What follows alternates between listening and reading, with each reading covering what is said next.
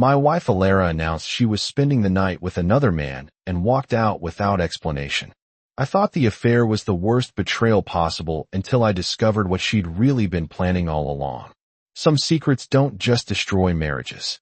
They destroy everything you believed about the person sleeping next to you for years. My name is Julian Morrow. I'm 42 years old, and I thought I had my life figured out. 3 successful Morrow's Brasserie locations across suburban Lyon. A wife of 6 years and 3-year-old twins Amelie and Hugo who light up my world. Raphael, my son from my relationship with Carla, was doing well at the University of Grenoble. Life seemed solid. The first real red flag came 3 months ago during Raphael's spring break visit. Alara had always been distant with him, but this time was different. She was openly hostile. "Julian, we need to talk about Raphael's college expenses," Alara said one evening after the twins were asleep. I looked up from my sales reports. "What about them?" "Everything's covered." "That's the problem," Alara replied, crossing her arms. "Do you realize how much money you're throwing at him? Money that should go toward Amelie and Hugo's future." The accusation stung. "Alara, I've been supporting Raphael since before we met. This isn't new." "Well, maybe it's time for new priorities," she said coldly. "Your real family should come first." Real family. Those words hit like a punch. Raphael is my real family, too, Alara. He's my firstborn. She rolled her eyes and walked away, muttering something about how I'd never change. That night was the first time I noticed how she'd been pulling away. She spent the evening on her phone, texting someone with a little smile I hadn't seen directed at me in months. Over the following weeks, the pattern became clearer. Alara would disappear for hours claiming she was shopping or at the gym. When I'd call to check, they'd tell me she wasn't there. When I'd ask about purchases, she'd get defensive. The breaking point came last Tuesday. Carla called about Raphael's tuition payment being declined. When I checked our bank records, I felt the world shift. 3 large withdrawals over the past month, totaling nearly 15,000 euros. Money earmarked for Raphael's education. Gone. That night, I confronted Alara. "Oh, that," she said casually, barely looking up from her laptop. "I moved it to savings. We need to think about the twins' future instead of throwing money at your son's expensive education." The way she said, "your son," made my hands clench. "Alara, that money was designated for Raphael's tuition." "I'm discussing it with you now," she replied with infuriating, cold disgust. I stood there staring at my wife, really seeing her for the first time in months. This wasn't the woman I'd married. This was someone cold and calculating. That was a week ago. Tonight, everything I thought I knew about my marriage came tumbling down. It was around 9:15 when Alara walked into the living room. I was sitting on the couch half watching some crime show while going through inventory reports for my 3rd location. Amelie and Hugo had been asleep for an hour, and the house felt quiet in that comfortable way it used to. Alara stood in the doorway for a moment. When I looked up, she was holding her phone and car keys, dressed in that black dress she usually saved for special occasions. Her hair was done, makeup perfect, like she was heading somewhere important. "Hey babe," Alara said, her voice too casual, too rehearsed. "I'm going out tonight." I muted the TV and turned to face her. "Alara, it's a Wednesday night." She shifted her weight from one foot to the other. That tell she had when she was about to lie. "Just meeting some friends. You know how it is." "Which friends?" I asked, keeping my voice neutral, even though my gut was screaming, warning. Alara's jaw tightened slightly. "Does it matter? I'm just going out for a few drinks. I'll probably crash at Sophie's place since it's so late." Sophie, I'd met Sophie maybe twice in 6 years. She wasn't the type of friend Alara would randomly stay overnight with. My hands gripped the remote tighter. "Alara, what's really going on here?" She paused, gave me that strange look I couldn't read, like she was calculating something in her head. Then she said the words I would replay in my mind for hours afterward. "Look, Julian, I need to stay the night with someone tonight. I'll be back tomorrow afternoon." The room went completely silent. "What did you just say?" My voice came out quieter than I expected. Alara didn't flinch. "You heard me. I'm staying somewhere else tonight." "With who? Does it really matter?" She was already moving toward the door. "I'll see you tomorrow." "Alara, wait." I stood up off the couch, my heart hammering. You can't just drop something like that and walk out. We need to talk about this. But she was already at the front door. There's nothing to talk about, Julian. This is just how things are now. And then she was gone. The door closed behind her with a soft click. An hour passed before I could think straight. Finally, I couldn't take it anymore. I grabbed my phone and called my brother, Gillis. Julian, it's almost 11 o'clock. Everything okay? No, everything's not okay, I said, my voice rougher than I intended. Alara just walked out. Said she's staying the night with someone else. Jesus, man. I'm sorry. You want to come over? No, the twins are sleeping. But Gillis, I need to know what's going on. This isn't just tonight. She's been acting strange for months. What do you want to do? I want to hire someone, a private investigator. I need to know how long this has been going on. I have to know, I said firmly. If she's been planning this, if she's been moving money around, lying to me for months, I need evidence, especially with the twins involved. The next morning, I dropped Amelie and Hugo at daycare and drove straight to the office of a PI that Gillis had recommended.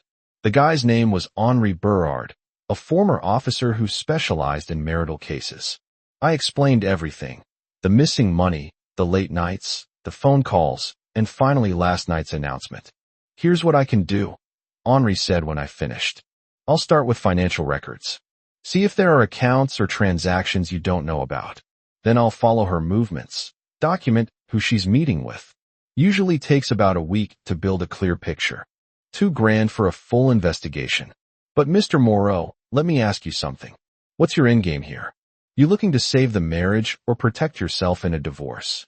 Protect myself, I said. And my kids. Henri nodded. Smart man. I'll get started today. That evening, Alara came home around 6 o'clock, acting like nothing had happened. She walked into the front door, kissed Amelie and Hugo hello, and started preparing dinner as if she hadn't just spent the night with another man. How was your day? She asked me, not meeting my eyes.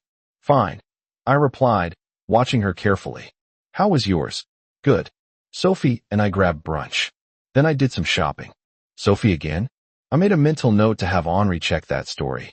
Alara, we need to talk about last night. She paused the chopping vegetables. What about it? You can't just announce you're staying with someone else and expect me to be okay with it. Alara turned to face me. Her expression flat. Julian, we're adults. Sometimes people need space. That's all this is, space.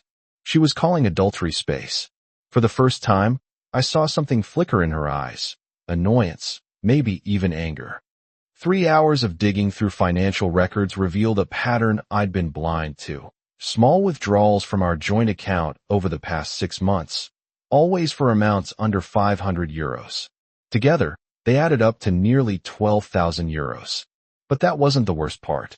The worst part was finding a credit card statement I'd never seen before, issued in Alara's name only. The address on file was a P.O. box I didn't recognize. Designer clothes, expensive restaurants, hotel charges, all from the past 4 months. One hotel charge caught my attention, the Grand Hotel downtown 3 nights ago. The same night Alara claimed she was visiting her sister in Marseille. My hands were shaking as I photographed the documents with my phone. This wasn't a sudden decision on Alara's part. This was calculated, planned, systematic deception. The next morning, I called Henri Berard. I found something, I said without preamble. Secret credit card, hotel charges, cash withdrawals. How fast can you move on this? Give me the details, Frank said. With this kind of paper trail, I can probably have a full picture by tomorrow. Where are you now? Driving to my 3rd location.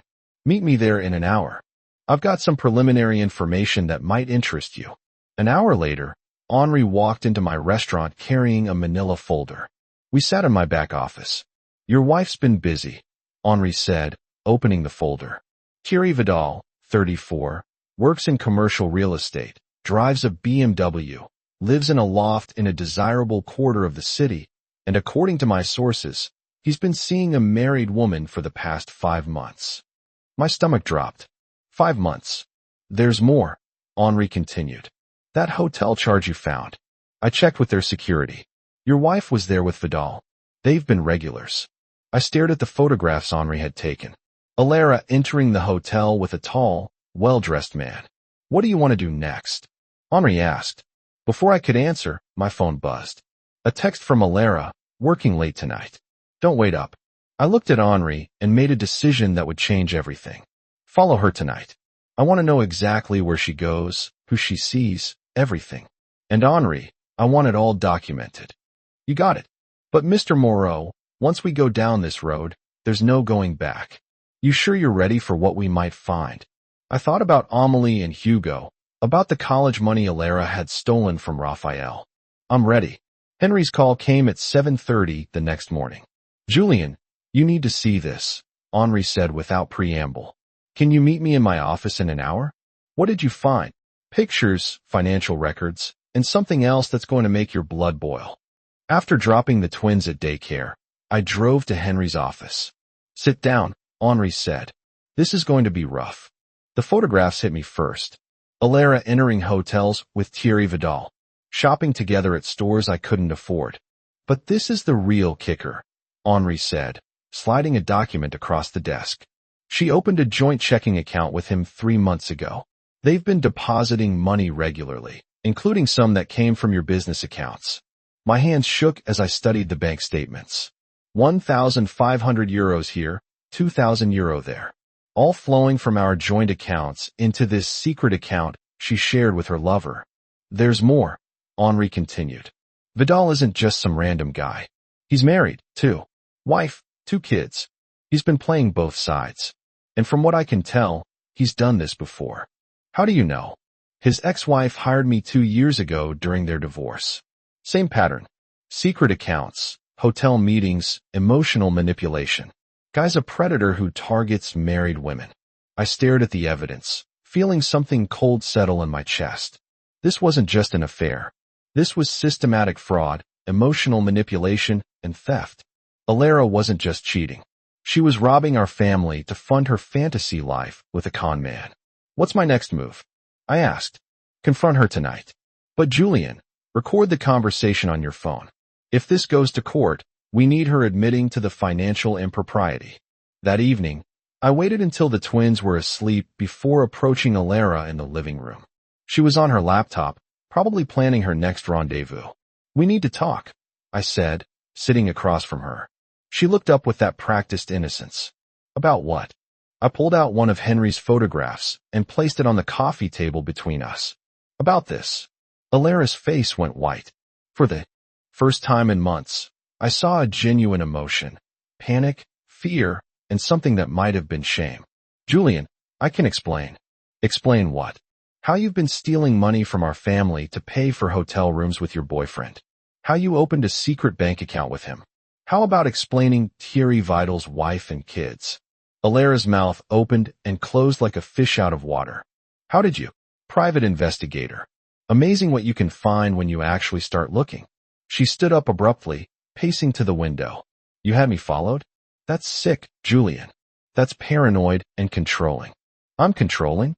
Alara, you stole 15,000 euros from our accounts. You've been lying to my face for 5 months while funding an affair with a married con man. He's not a con man, she snapped, then immediately realized her mistake. So you admit it. You admit you've been having an affair and stealing money to pay for it. Alara turned to face me, and for the first time, I saw the real her. Yes, she said defiantly, and I don't regret it. Her admission hung in the air between us like a live wire. You don't regret it? I repeated, making sure my phone was still recording. No, I don't, Alara said, crossing her arms. Do you want to know why? Because for the first time in years, I feel alive. Thierry makes me feel like a woman, not just a mother and a wife. And our children? What about Amelie and Hugo? What about the family we built together? Alara's laugh was bitter. What family, Julien? You work 16 hours a day at those brasseries. When you're home, you're either on the phone with suppliers or obsessing over Raphael and his college expenses. Raphael is my son. Raphael is a financial drain, Alara shot back. Do you know how much money you've wasted on him over the years? Money that should have gone to our children, our future. That boy is not a waste. He's my firstborn, and I'll support him until the day I die. Well, Maybe you won't have to much longer, Alara said with a smirk that chilled my blood. What's that supposed to mean? She walked to her purse and pulled out a manila envelope. Divorce papers. I'm filing tomorrow. And Julian, I'm going for half of everything. The restaurants, the house, custody of the twins. Kiri's lawyer says I have an excellent case. I stared at the envelope. Pieces clicking together. This whole thing was planned. You've been setting me up. I've been protecting myself, Alara said coldly. Kiri and I have been planning this for weeks. We're moving to the south of France together, and the twins are coming with us. The thought of my children being taken across state lines by this woman and her con man filled me with rage. Over my dead body, I said quietly. Alara's eyes narrowed. Try to stop me, Julian. I have evidence of your neglect, your obsession with work, your favoritism towards Raphael. No judge will give custody to a man who cares more about his restaurants than his own children. I stood up slowly, my mind crystal clear for the first time in months. Alara, you made one critical mistake in all this planning. What's that? You assumed I was stupid. You thought you could steal from me, lie to me, and manipulate me without consequences. But I've been documenting everything for the past week.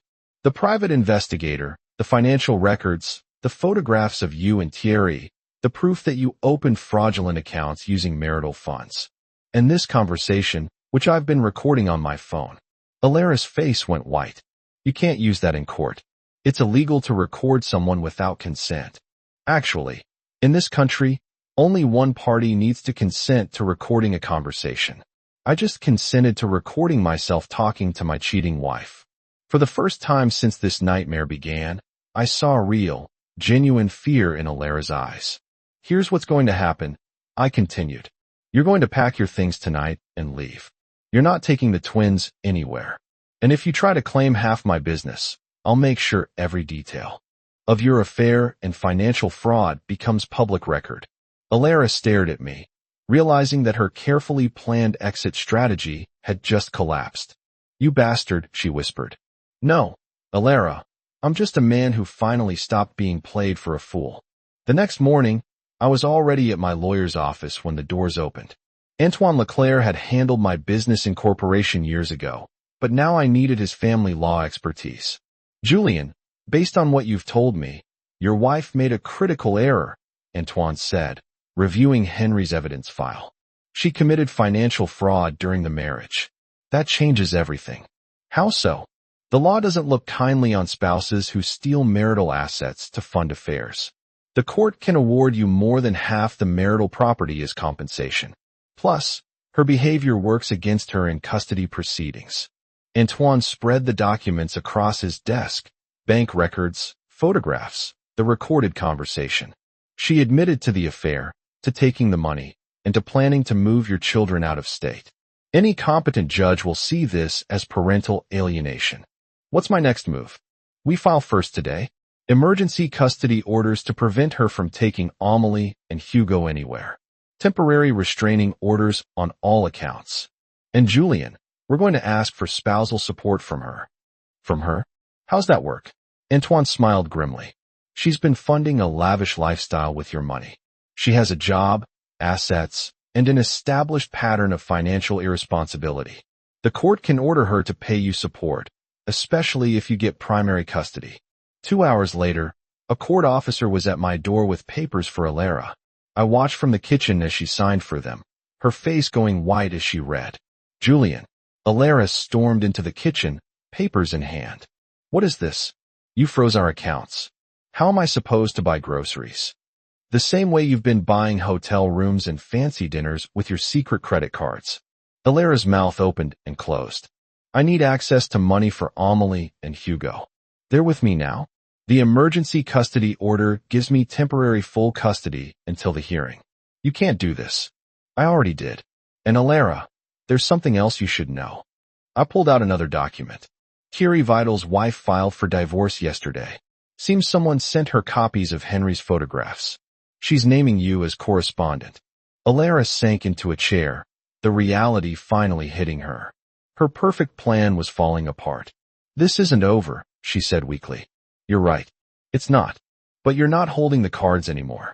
That evening, After putting Amelie and Hugo to bed, I called Raphael. Dad, how are things going? Better than expected, son. I wanted you to know Alara won't be interfering with your college expenses anymore. What happened? Let's just say the truth came out. Your tuition is secure, and I'm proud of you for hanging in there. Thanks, Dad. I love you. Love you too, Raphael. For the first time in months, I felt like I was protecting my family instead of watching it fall apart. The divorce hearing was scheduled for 3 weeks later, but Alara's lawyer called 2 days beforehand, requesting a settlement conference. She wants to negotiate, Antoine explained. Her attorney knows they can't win a trial with the evidence we have. We met in a sterile conference room downtown. Alara sat across from me with her lawyer, looking nothing like the confident woman who'd walked out on our family. Thierry Vidal was nowhere to be seen. My client is prepared to accept a reasonable settlement, Alara's attorney began. Antoine slid a document across the table. These are our terms. Your client gets 20% of marital assets, no custody of the minor children, and pays Mr. Moreau monthly support for 2 years. Alara's face flushed. 20%? That's ridiculous. Your client stole marital funds to conduct an affair, Antoine replied coolly. She's lucky we're not seeking criminal charges for fraud. What about Amelie and Hugo? Alara asked. They're my children, too. Supervised visitation every other weekend, I said firmly. And only after you complete parenting classes and counseling. Alara looked at her lawyer desperately. He shrugged. Mrs. Du Bois, given the evidence, this is actually generous. If we go to trial, you could lose everything. After an hour of back and forth, Alara signed the agreement. As we left the conference room, she grabbed my arm. Julien, I'm sorry. I never meant for things to go this far. I looked at her, really looked at her, and felt nothing but pity. Alara, you made your choices. Now you get to live with them. 3 months later, my life had found new rhythm. Amelie and Hugo were thriving with the stability of a single routine. Raphael had started his sophomore year with full financial support. My restaurants were doing better than ever. Turns out I worked more efficiently when I wasn't constantly worried about my marriage. Alara's relationship with Thierry had ended predictably. Once his wife took half his assets in their divorce, he lost interest in supporting someone else's expensive lifestyle. Alara was working retail and living in a studio apartment, a far cry from the glamorous life she'd envisioned. The best part was the unexpected support I received. Carla, Raphael's mother, had reached out during the divorce proceedings. Julien, I know we had our differences, but I want you to know I respect how you handled this situation, she'd said. You protected your children and your family. That takes real strength. Even some of Alara's friends had contacted me privately, apologizing for not speaking up when they knew about the affair. Sophie had admitted. But Alara convinced us you were just a workaholic who didn't care about her anymore. I was sitting in my home office one evening reviewing expansion plans for a 4th restaurant location when Amelie ran in with a drawing. Daddy, look, it's our family. The picture showed me, Amelie, Hugo, and Raphael standing in front of our house, all smiling. No Alara in sight. It's perfect, sweetheart, I said, hanging it on the wall next to my business awards. Sometimes the family you choose is stronger than the one you inherit. 1 year later, I stood in the kitchen of my new house, watching Amelie and Hugo help Raphael make pancakes. We had moved 6 months ago. The old house held too many memories of Alara's betrayal. This place felt like a fresh start. Dad, can I flip this one? Hugo asked, holding the spatula with serious concentration. Go for it, buddy, Raphael said, guiding his little brother's hands. Just like I showed you. It amazed me how naturally Raphael had stepped into his role as big brother. After the divorce, he'd chosen a transfer to a university closer to us. His relationship with Amelie and Hugo had blossomed without Alara's interference. Julien, Carla called from the living room. The kids are ready for the zoo. Carla and I have been dating for 8 months now. It felt strange at first reconnecting with Raphael's mother after all these years, but we'd both grown and changed since our early 20s. She understood my priorities because she shared them, putting our children first. Coming, I replied, then turned to Raphael. You sure you don't want to join us? Thanks, but I've got a study group this afternoon. Besides, you two deserve some time together. Raphael had matured incredibly over the past year. The stability of knowing his education was secure, combined with watching me stand up for our family, had given him a confidence I'd never seen before. My phone buzzed with a text from Henri Berard. Thierry Vidal arrested for fraud. Thought you'd want to know. I showed the message to Raphael, who whistled low. Guess Alara really knew how to pick them. Your stepmother made her choices. Now she lives with the consequences. Dad, Amélie said, tugging on my shirt. Are you and Mademoiselle Carla getting married? I looked at my daughter's hopeful face, then at Carla in the doorway. Maybe someday, sweetheart. Would you like? Ah, yes. Then Raphael would really be our brother. Raphael laughed, ruffling Amélie's hair. I'm already your brother, silly. I don't need a wedding for that. As we headed out for our day at the zoo, I reflected on how dramatically my life had changed. The brasseries were more successful than ever. I'd opened a fourth location and was considering expanding. Most importantly, I'd learned to trust my instincts and protect what mattered most. Sometimes you have to lose everything to discover what's truly valuable. 2 years after the divorce, I was sitting in my office at the flagship restaurant when my phone rang. The caller ID showed a number I didn't recognize. Julien Moreau speaking. Julien, it's Alara. I hadn't heard her voice in 6 months. What do you need? I wanted to apologize. Really apologize this time. Not just because my lawyer told me to. I leaned back in my chair, genuinely curious. Go ahead. I've been in therapy for the past year, working through a lot of issues about self-worth and making destructive choices. I realize now how badly I hurt you and the children.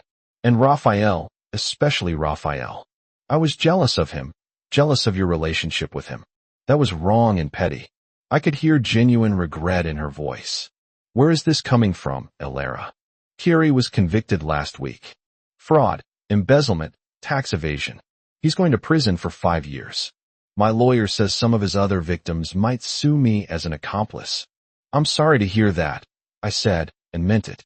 Julien, I know I have no right to ask, but would you consider letting me have more time with Amélie and Hugo? Not unsupervised, not overnight. Just more time to try to rebuild something with them. I thought about my children who were thriving in their stable environment. I'll discuss it with my lawyer and think about it. But Alara, any increased contact depends on you staying in therapy and proving you're genuinely changed. I understand. And Julien, congratulations on your engagement to Carla. Raphael told me during his last visit. She's good for you. Thank you. She always was, even back when we were kids. I'm sorry it took me so long to see that. That evening, I came home to find Carla helping Amélie with an art project while Hugo and Raphael played video games. This was my family now. Not the one I planned originally, but the one that had emerged from honesty and mutual respect. What do you think? I asked Carla, filling her in on the conversation. I think people deserve chances to make amends, especially with their children, but slowly and with boundaries. That night, as I tucked Amélie and Hugo in bed, Amélie asked, Daddy, will you tell us the story about how you and Raphael saved our family? It had become their favorite bedtime story. I told them about courage, about standing up for what's right, and about how families can be rebuilt stronger than before. Daddy, Hugo said sleepily, I'm glad you're our hero. Walking down the hall, I stopped by Raphael's room. He was studying, but looked up when I knocked. Thanks for being such a great big brother, I said. Thanks for showing me what it means to be a strong man, he replied. Sometimes the greatest victory isn't defeating your enemies. It's building something better from the pieces they left behind.